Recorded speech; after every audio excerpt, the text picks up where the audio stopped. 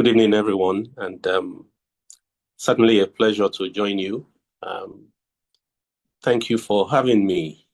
And I think this is the second or third time that I've had the privilege of being with you. I know I have a limited time, so we'll try to get through as much as is possible. But I'd like to remark on the title that you chose, Kings and Warriors in the Marketplace. I was delighted particularly to see that you didn't fall into the common error of talking about apostles in the marketplace, which gives the wrong impression that it is only apostles that operate in the marketplace. What we understand from Ephesians chapter 4, those five offices that represented God's gift to his church, apostles, prophets, teachers, pastors, all of them operate in the marketplace. So it would be a misnomer to begin to speak about apostles in the marketplace because it narrows down that definition to probably apostles. The understanding that we should take, because I need to make this introduction, is that apostles in the marketplace, or rather, those who are sent by God, by Christ to spread his message in everyday life, including various professions, businesses, and social spheres.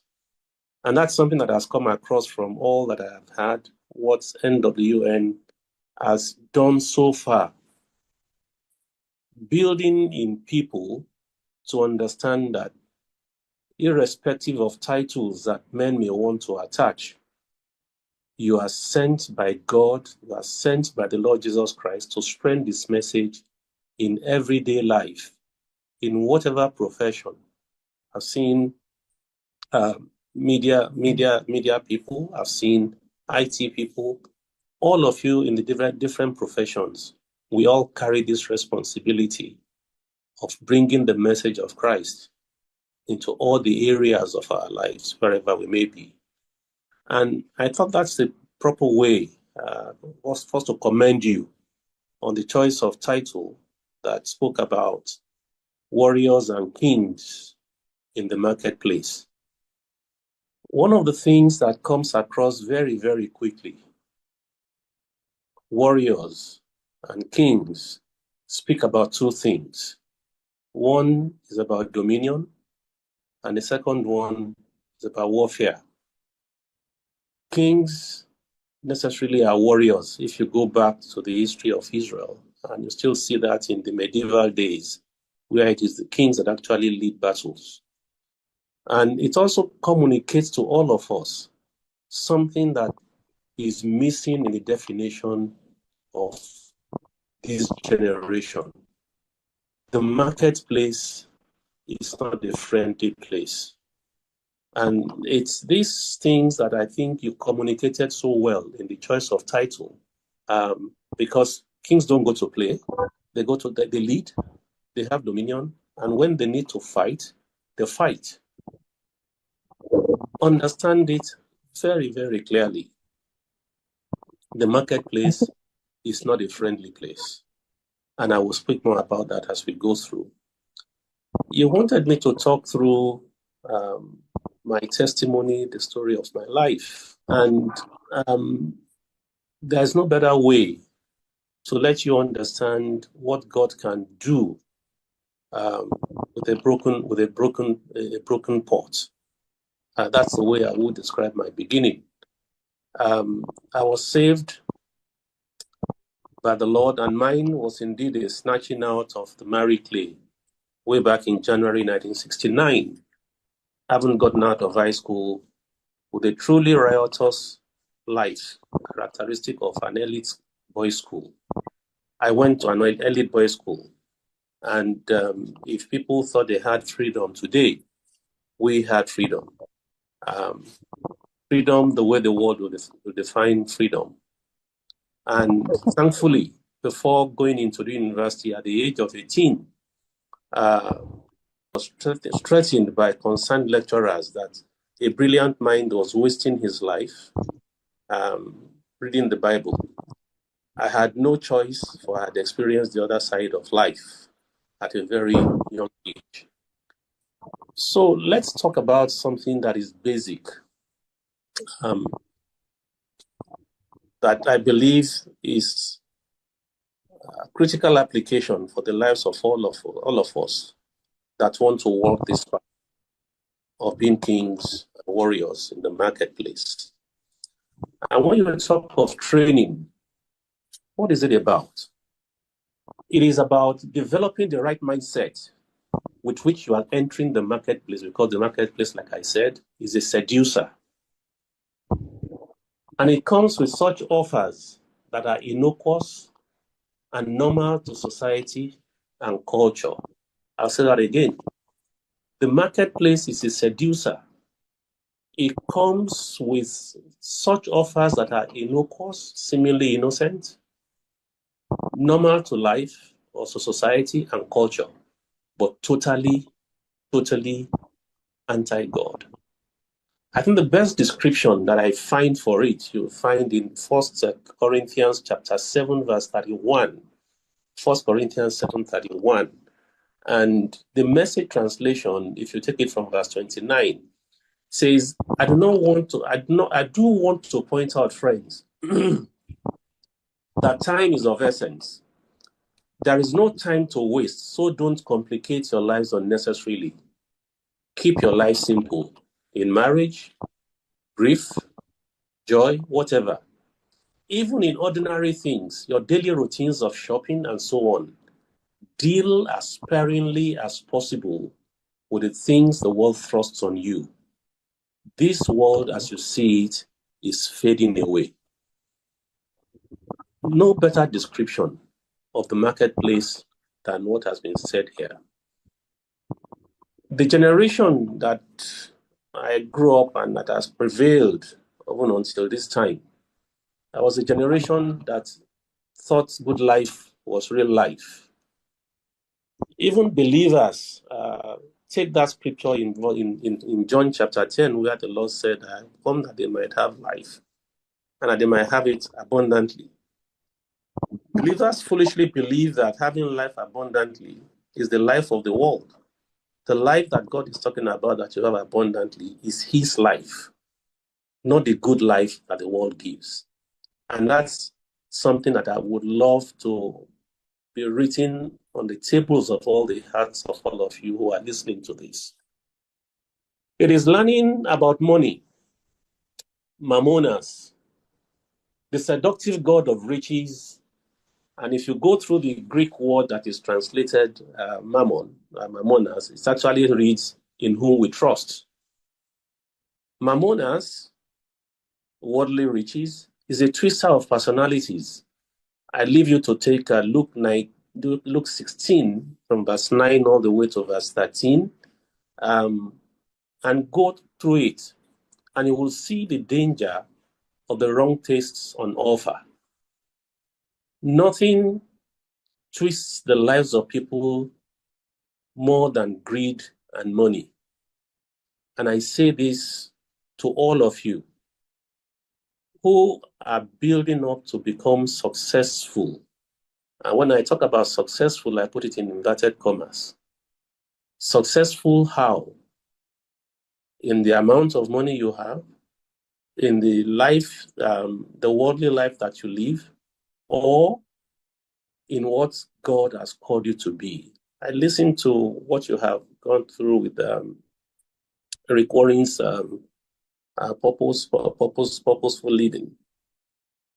All the things that you summarize there are critical, and there were things that before Rick Warren wrote his book, I had the privilege of being taken through that by God Himself. Now, fitting back when in continuing with my little story,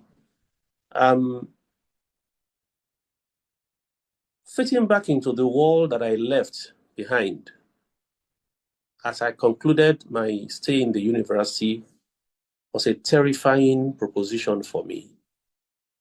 I was so terrified because I had lived in a shielded environment in the university, in the fellowship, growing together in the midst of godly, in a totally godly environment, something that was emphasized by both Sam and Onso. And to think of how will I be able to live, having seen these two sides of life, going back now out of the university. That drove me to seek God like I never did before, and did some of the things that probably are unthinkable now. As I wrote my final exams, I was in the middle of a long fast. I can't remember now, but I know it wasn't less than 10 days. I was writing my finals and fasting and crying to God, how will I survive in this world that I'm going back to, having seen and known you? It was there that I had an encounter with the Lord. An encounter which I will say, I call it, he set out a template for me, which I actually call an offer that God gave me for purpose. Mark my words. He gave me a template in terms of, okay, this is the kind of life that I call you to. And if you live this life, X, Y, Z are the things that are going to accompany you. And everything that God told me in that template, as long as I did my own part of the bargain, he fulfilled to the letter. So on one hand, with the Almighty God in the midst of my family exams, when he set out this template, I also had a godly father, Papa Elton, whose final words when I was leaving the university to that graduating class, I wasn't the only one, because he often visited us in the University of Ife at that time. And I still hear those words till today. God will position you in different high places as his ambassadors. That's the true definition of apostles in the marketplace, every single one.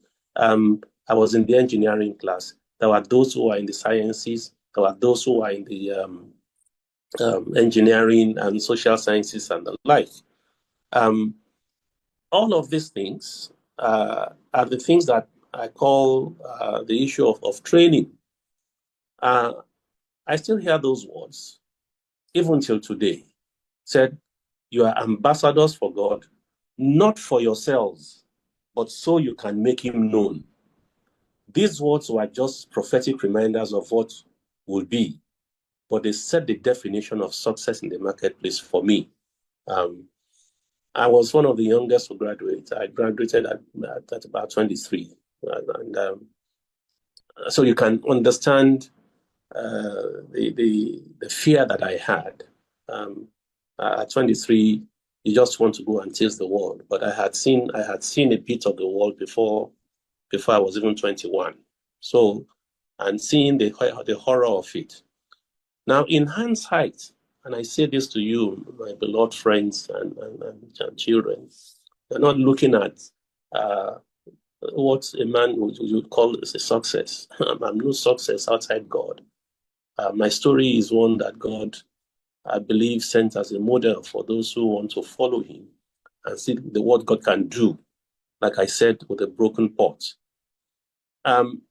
In hindsight, every child of God said to be a warrior king needs to have a God-defined mindset before entering the marketplace.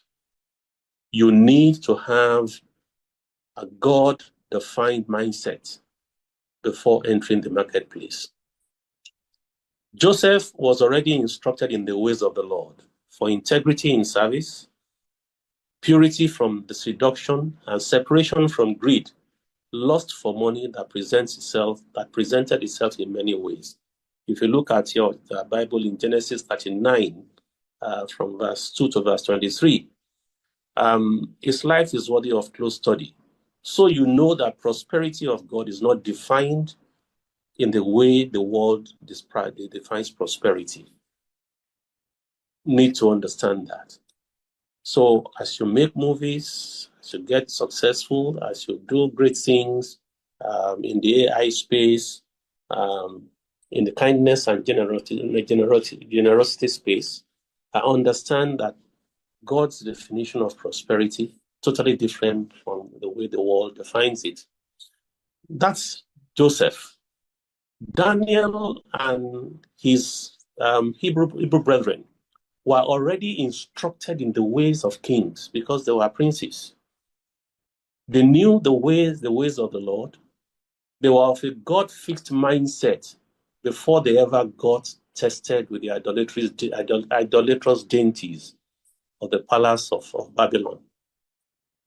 They refused to be brainwashed by the doctrines and idol worship of Babylon. I'm using very carefully chosen words because they speak to the world and the marketplace that you have today.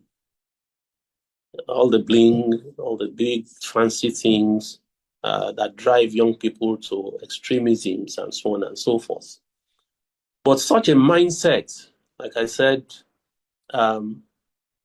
is of absolute necessity.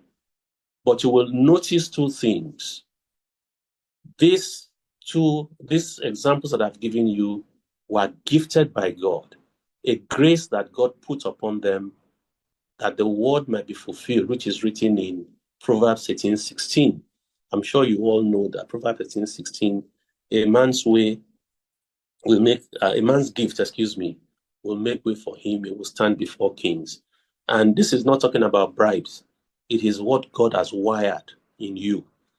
You can take the example of David, a life that I've had reasons to go back and study.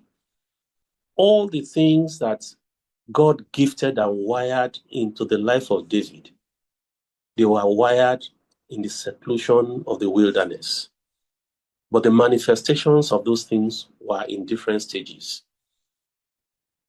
The poetic side, the singing side of David were things that he saw when he was looking at the wonders of God, when he was alone in the place where he was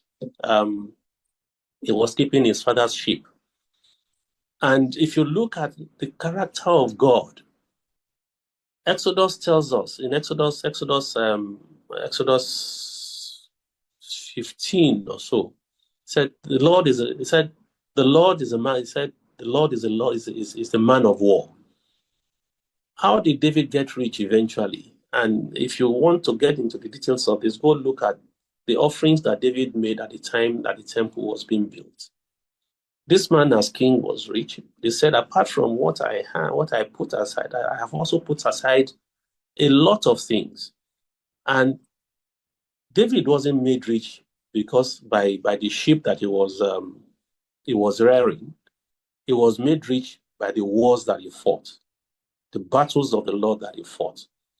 But he knew that whatever wealth came his way was for purpose, waiting for the time when the temple of the Lord, which was in his heart, would be built. And as students of the scriptures, you will also see a third dimension of the things that were wired into him. When in setting up all the administrative offices, whether it was these people who were singing, whether it was the administrators, whether it was the military, you will see that all of this is in 1 Chronicles 25, 24, 25, all the way to verse 20, all the way to chapter 27 or 29. They were not things that just came defining the 24 courses. He actually said it that I've given you the imprint of the temple as God gave them to me by his spirit. I wrote them down under the instruction of the Spirit. The order that was prevailing in heaven was the order that David began to put into practice in Israel. And I'm saying this so that you want to understand something, that is what God has wired into your life. You may know it today. It may be revealed as you progress in your different jobs. But whatever it is that God wired into you these things for purpose. Find that purpose. Because if you can't find that purpose, the danger is that you will miss the way. So for me, These people, they enthusiastically use these gifts to serve their masters. And I was so impressed when Sam and Nomso were giving the summaries, because it's like they had seen the notes that I had made that it really characterized the path that I had walked.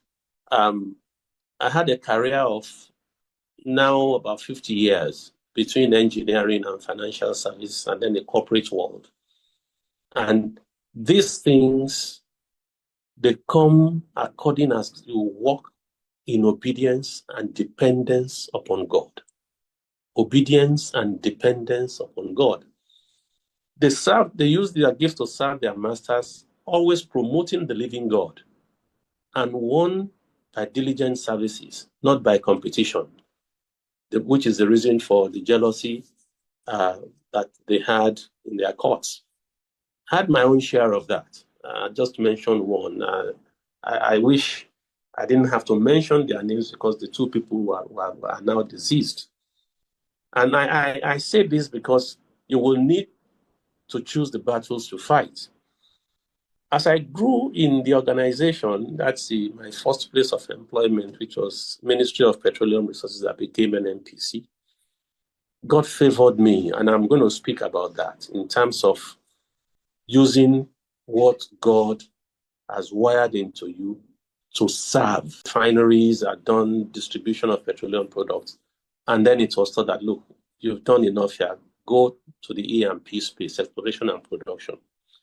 And that was the program that I was doing, working in ExxonMobil. And this gentleman, out of envy, wrote a protest that I had defrauded the corporation by taking more estaco than I was entitled to. I'm not the one who defines what you pay by way of estaco. Anyway, the protest got to Rilwan and Lukman. And this is where it gets interesting. I worked so closely with Rilwan and Lukman. I was like his brain box when it came to solving problems and so on. And this man turned against me, said, if I was guilty, they should fire me. And when I talk about you will face challenges, this was a major challenge in my life, not because I was afraid of being fired, but because it was an assault on the integrity of God that I represented. So I chose to fight. I decided I was going to go to court. And there was a reverend gentleman who was also in service at that time, Reverend Shofoluwe, who knew my faith and who knew what I stood for. He did everything possible to dissuade me from going to. I said, look, this is not about me. This is an insult on God. And if you can do all the investigation, eventually they did the investigation. They found that it was a lie, that there was no such thing. But God did something that was, unbelievable till today. The night that my retirement was going to be announced, we had a night vigil, and I told my wife that look, listen, this is what has happened in the office. I decided to contest the challenge to the integrity, and I know it didn't rub off well with the minister. That was the night the coup that did not succeed. I don't remember whether it's the Oka coup or whatever now. While they thought they were going to announce my retirement, the government that came into place sacked Lukman, sacked all of the people, and in a dramatic turn, I went to church the next day because now I was one of the people in the leadership of the church. I owed it a duty to explain to them, you will see my name, that I was retired. Please know that I did not steal. But guess what? As I was walking towards the church, one of the elders, God his way, was also approaching me. Bro, your name is in the newspaper. Brother, your name is in the newspaper. And I said, I know. That's what I was coming to explain to you, that I was going to be fired. because they thought I had insulted the minister by challenging his authority. And he said, no. So he brought the newspaper. Instead of being fired, they were fired. I was elevated. And at that age, I became the youngest that ever got into the board of NNPC. How God can change the situation around. It still amazes me till today. So don't be afraid to fight for your faith. That's the whole point of going through this. Never be afraid to fight for your faith. And I may not have been put in the lion's den or in the place or in the pit of fire like the Hebrew children, but I saw my own bit of these things. And don't expect to live a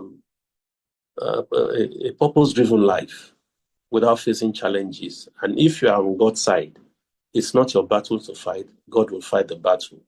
But let me proceed, because I know that I've spent as much of the time that you gave me, but I have a bit more to say. So God's glory and praise. There's the story of Joseph, the story of Daniel and the children. The other, they also, in a way, I will say that I have seen a mirror image of that in my walk with God in the past that He has taken me through. Their story also mirrors mine. I had a few months of, I have been favored by God to experience the same path. I had a few months short of 25 years career in the oil and gas industry, marked by two momentous events. And this, I'm talking about here, I want to talk about the giftings of God. Anyone who lived in this country in 1975, 1976 will know the terrible petroleum product shortage that afflicted the entire country. The whole government was embarrassed because year in, year out, it was like a plague. And they were looking for a solution. So I asked my boss, Chief J.J. Akwe, I told him, just give me the statistics of consumption over a couple of years. And that's the first time I will start modeling. And modeling for us at that time was just statistical analysis. Yes, things have advanced more than that today, but it wasn't something they were familiar with. And as I developed a model of the consumption market for the Nigerian fuels, I came out with a model that was able to predict with plus or minus 3% accuracy, something that they then decided to apply. And applying it enabled them to import the right amount of products that was needed. And that's how we wiped out what I will call the shortage of that time. And we developed things that there's a book that has been written now by my boss at that time. And Noel, I bought copies for my sons. Your copy is waiting for you. There's a portion of that book that tells my story, because I was the guy that I worked with the most. I bought that for those of you who I believe I have a responsibility to make sure that you understand how we have come this far. Whenever I get the opportunity to be in Canada, I will mail your copy to you. The second most momentous event, the people who are buying our crude oil, they just cheated us. They cheated the country. And please understand the point I'm making. The giftings that God put in you, they are intended to serve. They are intended to solve problems. Don't look for the gains immediately. The gains will follow. Because this yield analysis, they brought in a Frenchman to begin to do it. So I was told to understudy the Frenchman for, I think it was for a year or so. By the time I took over from him, the man told the bosses and said, look, you don't need me anymore. This young man can do all of this. These solutions were the foundations for the meteoric rise. When I joined, like I said, the board of NNPC at the age of 39, I served on that board for 10 solid years. And all of the major discoveries that you have in the deep offshore today, all of the things that were done, the foundations were laid at the time. By the grace of God, I headed the A&P aspect of NNPC's work. Then the next challenge came. I was just a few months to be 49 when I was retired prematurely. There was nobody who didn't believe. I can give you the names of all the people that we worked to prepare Mr. Obasanjo for his presidency. But because I was not in this cult scene, I don't remember the name. It was a one-night decision. No, it's not fit to work with us. So I became jobless, so to say. And it's the discipline and the integrity that were landmarks that kept me in the path that was defined by my Heavenly Father. Those were the things that then spoke for me. So in 1999, it was a year of testing and painful transition in the midst of putting children through college. But he never left me alone for my commitment to the sacrificial life, which was the purpose that he wrote, that I said, the template he gave me. Yes, initially I waffled, but when I understood that there was no place for waffling, when God says this is the way he wants you to go, I followed it to the letter. Sam and Nomso, you were never there, but not only did I write down my purpose, I had a clearly defined pattern of expenditure. Some of the things that I learned from Larry Bucket's book,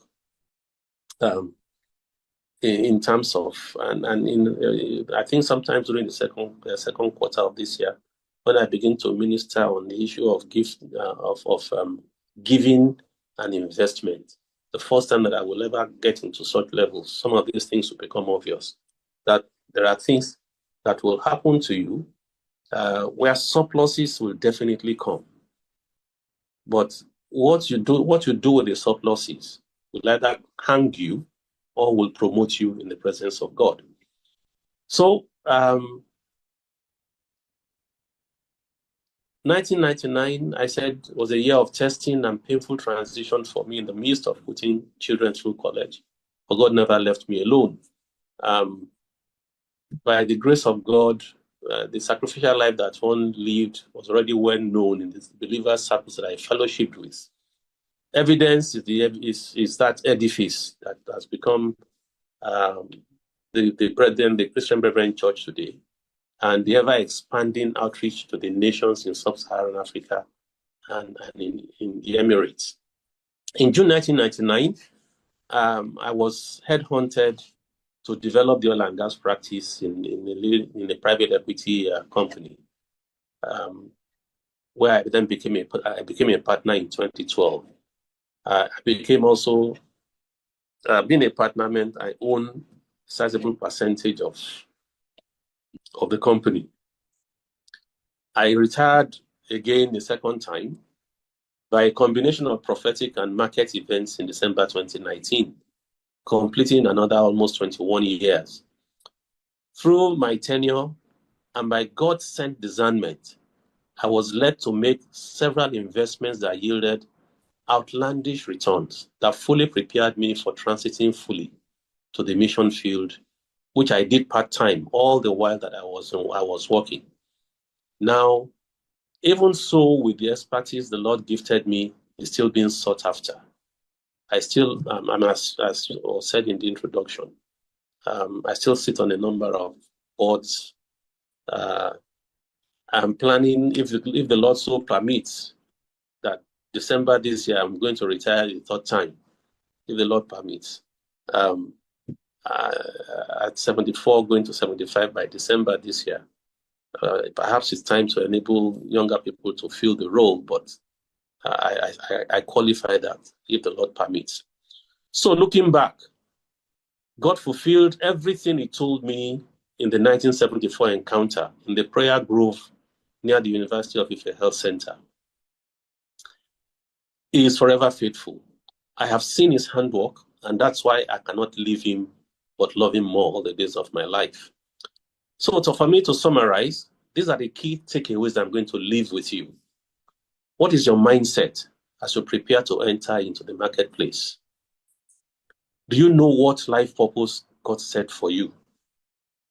Psalm 139, 15 and 16 said, all the days of my life are written in your book, so that before a day was lived. If you don't know that purpose, ask him. It's your duty to ask. He already wrote it. Don't miss the opportunity to function as God's king and warrior. The third takeaway that I will leave with you: what defines success for you? You should already know it by now. If you don't know it by now, then son, daughter, you are in trouble. What defines success for you? Number 4, fear the Lord and recognize early his door-opening gift in your life. Number 5, enthusiastically labor and sacrificially serve with that gift, not compete as the world does. Matthew 20:26. Knowing the helpers that God sent to you on your journey. And the last point, be patient. Set your eyes upon him. I leave room for any questions that you may have. Again, once again, I thank you for the opportunity to share my story as briefly as I could. It may have taken longer than you expected, but I pray that someone will benefit from the things that have been communicated. God bless you. Thank you very much, sir. Daddy, we are always privileged and always blessed to listen to you. And I believe